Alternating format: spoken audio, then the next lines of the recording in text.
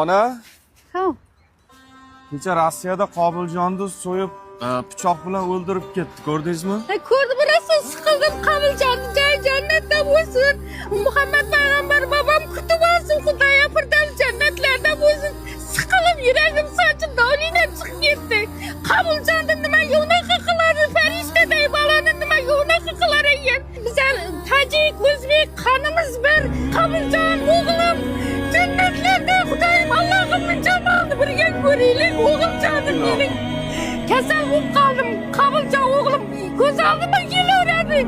Oxirida so'ymashdan oldin dada deb baqirdi. Undan battar siqildim, undan battar yig'ildim. Allohim dada dedim-da, dadasi kutib oldi uni jannatda. O'sha uchun dada dedi.